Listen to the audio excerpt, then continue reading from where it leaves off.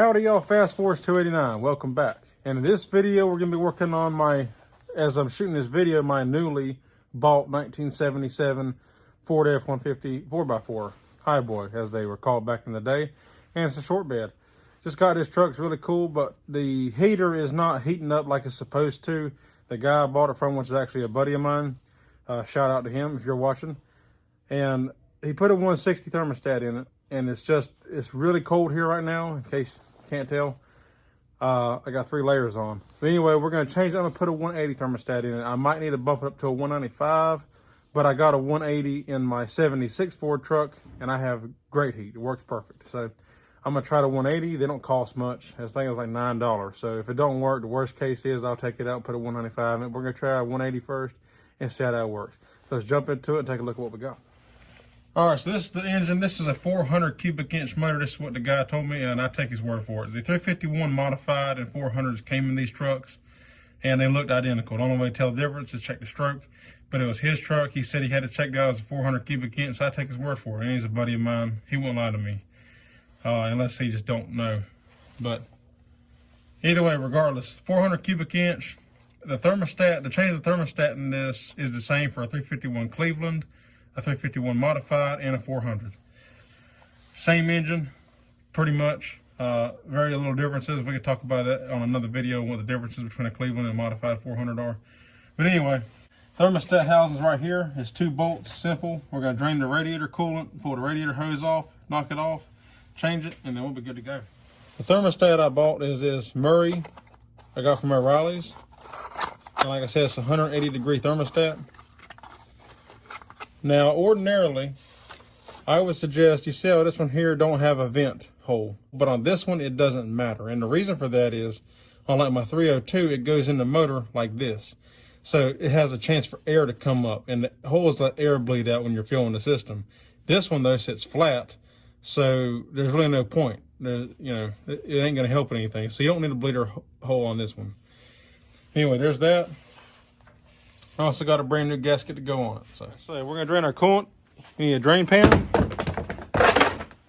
All right, now should be a petcock down here at the very bottom of the corner. They're always on one corner of the radiator, usually primarily on the driver's side. It's hard to see it on this one because of the fan shroud and it being so far down, but it is down there. You just want to take that out and drain the coolant. Also, remove your radiator cap. It helps air go in to help force the fluid out. All right, real quick, while that's draining down, I also want to tell you, you don't have to drain the coolant completely out. You just want to get it down low enough to where when you pull this off, you don't have a bunch of water and antifreeze, coolant comes spewing out, making a big mess. You just want to get it low enough. That way you can work on that without any problems. So get it down, If you want to empty the whole thing to make you feel better, you can, but you don't have to. That's all I'm telling you. So we're going to let that drain down for a minute, and then we can go ahead and start working on getting this taken apart. All right, so the first thing we're going to do is we're going to remove the radiator hose, get that out of our way. Now, you don't have to take it loose from the radiator if you don't want to. If you want to, you can. It don't matter. I'm going to just leave it hooked up because there's no point in removing it, really. There's a good chance the hose, depending on how long yours has been stuck. I don't know how long this one's been stuck. It may be really tight. So you may need a pick of some kind. I have this windshield gasket tool that works really well, but you can use a pick. Just something to get underneath here and break that hose free.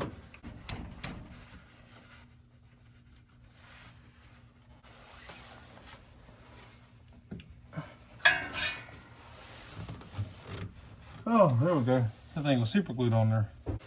Now we can pull the hose right on off like that. And we'll just set it off to the side. All right, now we're gonna remove this. If you don't have an aftermarket temperature gauge, yours won't be here. You can skip this step. All you have to do is remove your 2 half-inch bolts and then the thermostat will come right off.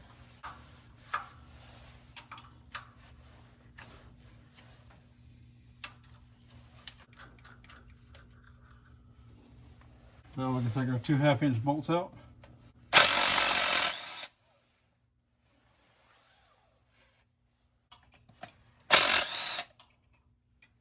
And then just lock this loose. And bam, good to go. If you look here, here's our thermostat. Pull that right off. Oh yeah, Very nice. All right, so now we just got to clean up our surface right there. Not a big deal. You use a gasket scraper. I'm going to use a razor blade, sandpaper, whatever you got to do.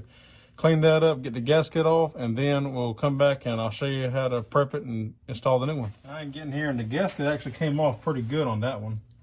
But I just like to come through and clean up any excess material that might have been left. And also a good practice is, since this one's straight down into the motor, you can take a rag and kind of stuff down in the hole here to make sure you don't get any trash down in the motor.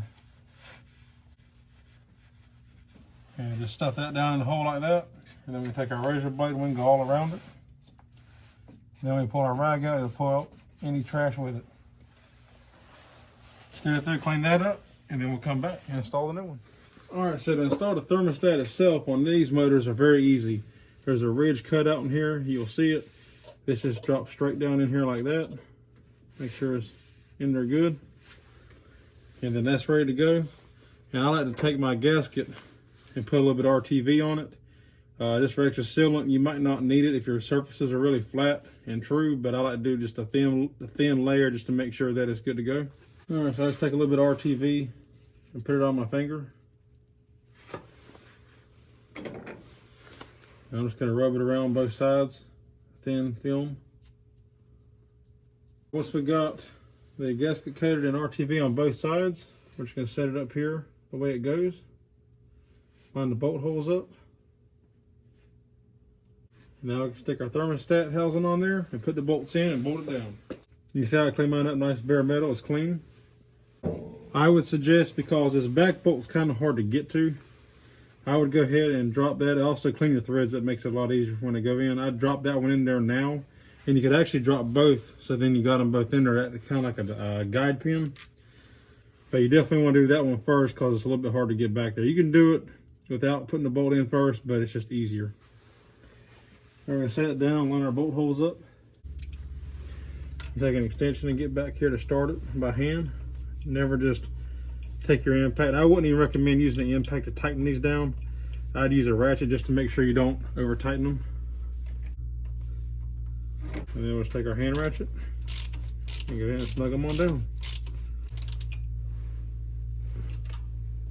That, tighten down, we're going to put our radiator hose back and hook everything up and fill it up with coolant. We're done.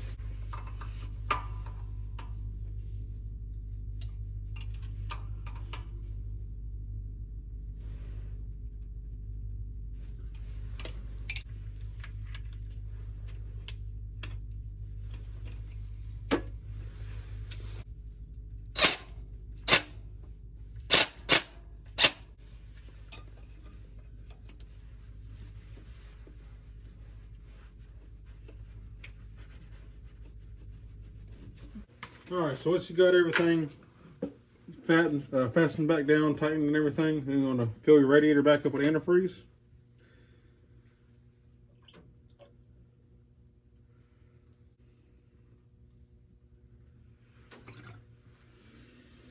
Do that, and then you can start the truck up.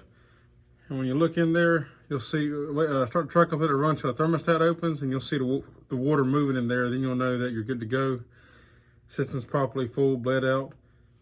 And then you can put your radiator cap on. Make sure that whenever you're running the vehicle and it's hot with the radiator cap off, that you put the radiator cap back on before you cut the truck off or vehicle.